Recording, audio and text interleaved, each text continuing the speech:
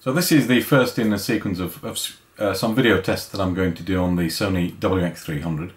I'm actually setting this up now using the Wi-Fi system that it has, which is, I think it's incredible. So I'm controlling the camera from my iPad. You can also control it from Android devices and, theoretically at least, an iPhone, but it doesn't work with my iPhone. I don't know why. It works absolutely first time with the iPad, but for some reason the iPhone just doesn't, although it connects to the camera, it doesn't control it. I get a timeout error. Not sure why, but anyway. So this is in full automatic. The sound you're hearing is the sound directly from the camera. I have this just standing on a stack of CD cases, so I haven't even got out a tripod for this. It's a very simple test. I'm going to use it later. I'm going into a place called Meadowhall in Sheffield, where I'm going to pick up the Sony HX50V, which is going to be for me. Yeah, so you'll see an unboxing and a review of that soon. That's really fantastic camera. I love the HX range that Sony do. But anyway, this is a test of the Sony WX300. What I'm going to do is take some video outside in a moment, so you can hear, it's quite windy, you'll be able to hear how it sounds in outdoor surroundings, in reasonable daylight. And I'm also going to take some footage when I go to collect the Sony HX50V. So you'll get an idea of the kind of quality of this particular camera, the WX300, and that's the one that is in the contest giveaway. That's up for grabs. If you haven't seen that video, go back and have a look at it. I'll put a little link just below or over to the side here, and you'll be able to see the video and join in the giveaway contest, because somebody's going to win this particular WX300. Okay, so that's the first part, and the next part that's coming up now is video shot outside, and again it's all audio directly from the camera. So first of all, I've come into an enclosed area. This is a conservatory, or a sunroom as some people call them. So the sound is going to be picked up by the onboard audio. Now I'm quite a distance away. I've zoomed in for this particular section, so the sound is going to be a poorer quality simply because of the distance I am from the camera. But it will be a good indication of how well it picks up sound. The automatic gain is going to be boosting the volume, so if there are any other sounds around, they'll be picked up and amplified as well. I don't have any of the wind noise from outside because I'm in an enclosed space. The next section I'm going to move outside and do the same. But I have to say, using a tablet, or you can use Android and phones and other smartphones, is so much easier for framing. It's fantastic. In fact, let me see if I can show you. I'm using an iPad mini, and you may be able to see there that I'm seeing exactly what I'm recording.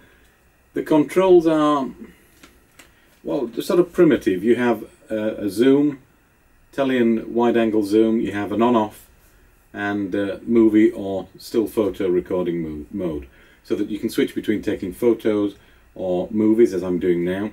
You can start and stop, and you can zoom in and out, but there's no exposure control, no white balance and so on. That's probably expecting too much, to be quite honest, but for somebody who does filming on their own, which is what I do, this kind of a control is just absolutely superb. I can make sure everything's framed as I need it to be, hit the button, and then if I'm wanting to check that I'm showing something, if I were demonstrating, I don't know, so I were demonstrating a pen, this is a clicky top, and if anybody watches the show Scrubs, you'll know what that means. It's an episode from Scrubs.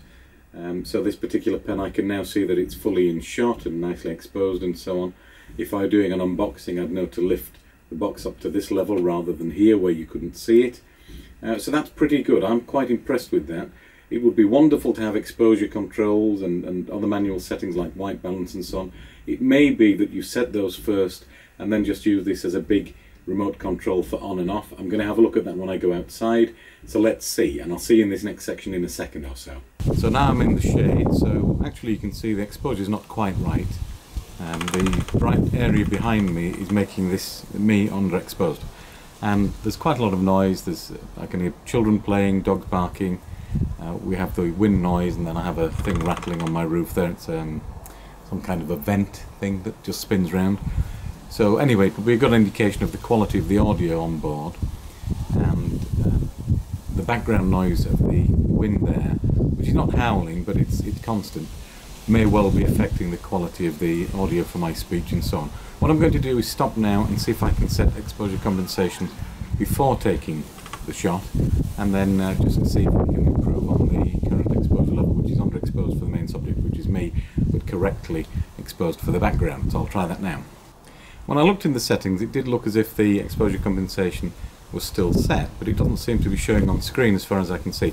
Now I am in daylight, so looking on this iPad, this tablet here, it's very difficult to see, so maybe when I get inside we'll be able to notice more easily, but you'll be seeing this of course for the first time, so you'll know straight away.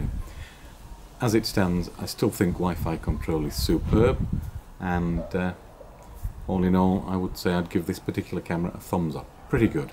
I've just got it on a stack of books, by the way, and I've zoomed in on this particular occasion to see if it would make a difference with the background. Maybe a little bit, yeah, maybe it has. But in fairness, for a lot of cameras, that kind of a bright background would cause some exposure difficulties anyway, so maybe I'm expecting too much of this. I'll give you some more conclusions when I've done some more filming. Now all I've done is relocate so that the light is more even on me and the background, and you can see a big difference in the quality. So really careful framing might be suitable, rather than trying to do fancy clever things with Wi-Fi control and so on. I'm still checking out the shot on my Mini there. It's quite convenient. I think also you can get live zooming during the filming, so let's try that, shall we? I'm just zooming in now. Yeah, that works. I think the zoom from this control is actually smoother than doing it manually. So let me just try that now. Let's see how smooth this is as I zoom out.